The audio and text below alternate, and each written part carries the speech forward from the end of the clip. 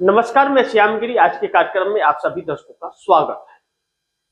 मोदी सरकार के लिए नई संकट उत्पन्न हो गई, परिस्थितियां ऐसी बन गई कि अब मोदी के अपने साथ छोड़ रहे हैं और जिस तरह छोड़ रहे हैं वह मोदी के लिए बड़ी भयावह है।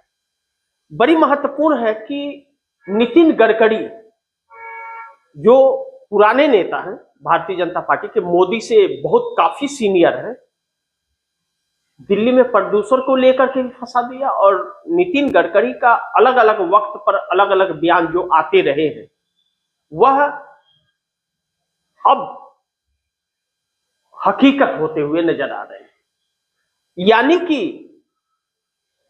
आने वाले दिनों में यह तय है कि मोदी सरकार गिर जाएगी, कोई बचा नहीं पाएगा, क्योंकि विपक्ष तो लगातार इसमें सक्रिय है कि सरकार को गिरा दिया जाए कैसे भी, जो लोकतंत्र के लिए बहुत लाभदायक होगा सरकार गिर जाना। सहयोगी दल भी इसी में लगे हुए हैं, लेकिन अब भाजपा के अंदर के लोग लग जाए तो सोचिए कि सरकार कितनी कमजोर होगी। मैं बार बार आप दर्शकों को यह कह रहा था कि 240 सांसद जो भारतीय जनता पार्टी के हैं उनके नेता नहीं चुने गए हैं। नरेंद्र मोदी संसदीय दल के नेता नहीं है। अमूमन संसदीय दल का नेता ही प्रधानमंत्री का चेहरा होता है किसी भी दल का। किसी भी अगर 5 सांसद चुन के आए तो उसका भी संसदीय दल का नेता होता है। तो 240 जो सत्ता में है उसका संसदीय दल का नेता नहीं है और नरेंद्र मोदी प्रधानमंत्री बने हुए, तो यह हर किसी को लग रहा है। अब लेकिन चूंकि मजबूत थे तो उस वक्त कोई कुछ कह नहीं सकता था। अब चारों तरफ से फंसे हैं तो अब हर कोई कहने लगा है और हर कोई इन्हें खदेड़ने का प्रयास करने लगा है। नितिन गडकरी जो इनको बुरी तरह से फंसा रहे हैं, इनके पास जवाब नहीं है कुछ। लेकिन एक बहुत महत्वपूर्ण चीज है कि मोदी और शाह दोनों की छुट्टी होने वाली है, दोनों को लेकर के बगावत हो गया है। लेकिन दूसरी तरफ जो योगी आदित्यनाथ की सरकार उत्तर प्रदेश में है वह अब तब वाली परिस्थिति में है। 50 विधायकों की एक बड़ी बैठक हुई है, सत्ता और विपक्ष, यानी कि भाजपा के अंदर जो ब्राह्मण नेता हैं उनकी विपक्ष के नेताओं के साथ बैठक हुई है बंद कमरे में। तस्वीरें भी खुल करके आई है। यानी कि ब्राह्मणों के साथ जो छल किया जा रहा है या विधायकों के साथ जो छल किया जा रहा है और उनकी नहीं सुनी जा रही है, योगी आदित्यनाथ अपने ठोके जा रहे हैं। तो योगी आदित्यनाथ को अमित शाह भी हटाना चाहते थे, जो अलग अलग प्रयास किए गए, और अब उनके सरकार में बैठे हुए लोग उनका साथ छोड़ करके समाजवादी पार्टी के साथ आते हुए नजर आ रहे हैं। यानी कि इंडिया गठबंधन की तरफ भारतीय जनता पार्टी के सांसद और विधायक आते हुए नजर आ रहे हैं। उसमें विधायक भी हैं और सांसद भी हैं। यह परिस्थितियां बन गई है। यानी कि नरेंद्र मोदी सरकार के लिए बड़ी मुसीबत अब आने वाली है, क्योंकि सांसद और विधायक जब साथ छोड़ेंगे तो बहुत ही संकट में मोदी सरकार आ जाएगी। ऐसे में नितिन गडकरी अगर इस सरकार की मोदी के खिलाफ अगर खड़े हो रहे हैं तो नितिन गडकरी ने एक बार कहा था, आप दर्शकों को याद है, मैंने वो खबर बताई थी। नितिन गडकरी ने कहा था कि हमारे पास प्रधानमंत्री का भी ऑफर है, और नितिन गडकरी ने यह कहा था कि राजा को सुनने की आदत डाल लेनी चाहिए क्योंकि वक्त बहुत तेजी से बदल रहा है। और नितिन गडकरी ने यह भी कहा था कि कई मंत्री भी इस्तीफा दे सकते हैं, राजा को इन राहों से भी गुजरना पड़ेगा। अब शायद वह वक्त आ गया कि सहयोगी दल से लेकर के भारतीय जनता पार्टी के नेता तक अब नरेंद्र मोदी के पीछे पड़ गए हैं। कोई वादा याद दिला रहा है, कोई वादा खिलाफी करने की बात कर रहा है, और मंत्री कर रहे हैं। यह नहीं कि कोई आम कर रहा है, मंत्री जो है वह कर रहे हैं। यह जो चीजें हो रही हैं यह मोदी सरकार के लिए शुभ संकेत नहीं दे रही है। ऐसे में नितिन गडकरी क्या आरएसएस के कहने पे यह सब कर रहे हैं? आरएसएस और भाजपा तो एक ही है, मोहन भागवत और मोदी एक ही है। लेकिन अब जैसे लग रहा है कि आरएसएस जिस तरह से मोहन भागवत का 2-3 बयान आया, वह बयान और मोदी के जो रवैये हैं वह देख करके दोनों एक तो है, लेकिन अलग अलग राहों पर है।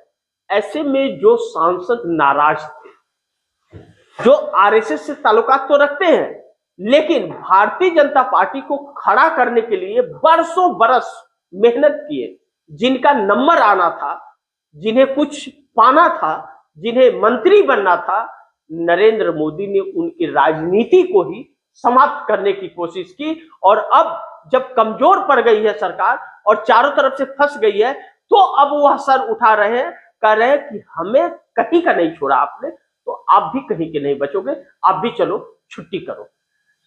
अब ऐसे में 50 विधायक उत्तर प्रदेश के अंदर एक साथ बैठक करते हैं योगी आदित्यनाथ सरकार के खिलाफ। शिवपाल यादव जो चाचा हैं अखिलेश यादव के, वह कहते हैं कि आपको सम्मान नहीं मिला, आप आइए, हम सम्मान आपको देंगे, आपका सम्मान, आइए आप विपक्ष हमारे साथ में आइए। वह मीटिंग होती है, सिग्नेचर होता है, साइन होता है, कहीं ना कहीं वह इस्तीफा देने जा रहे हैं या समर्थन वापस लेने जा रहे हैं अपने। यानी कि उत्तर प्रदेश की सरकार हिल गई है एक तरफ से, एकदम ऐसी परिस्थिति आ गई है कि अब सामने अंधेरा सा योगी आदित्यनाथ के छाने लगा है। अब तो डबल डोज पड़ गया कि ठाकुरवाद दिखा रहे थे योगी आदित्यनाथ और ब्राह्मण नाराज हो गए, अब वह विपक्ष के साथ जा रहे हैं। और इधर केंद्र में एक तो अल्पमत की सरकार है, 240 लोगों की सरकार है, और सांसद अब और मंत्री बगावत कर दिए, और दूसरी तरफ विपक्ष हमलावर है। लेकिन सहयोगी दलों की जो लगातार चर्चा कई दिनों से हो रही थी, चाहे वह चंद्रबाबू नायडू की हो, नीतीश कुमार की, जीतन राम मांझी की, एकनाथ शिंदे, चाहे अजीत पवार की, वह भी अब निराश हो गए हैं।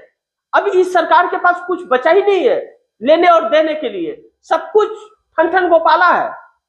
अब ऐसे में वह विकल्प न तलाशे तो क्या तलाशे, तो चंद्रबाबू नायडू का अब इंडिया गठबंधन के साथ जाना तकरीबन कन्फर्म सा माना जा रहा है। और भारतीय जनता पार्टी के लोग भी अब मोदी का साथ छोड़ते हुए नजर आ रहे हैं।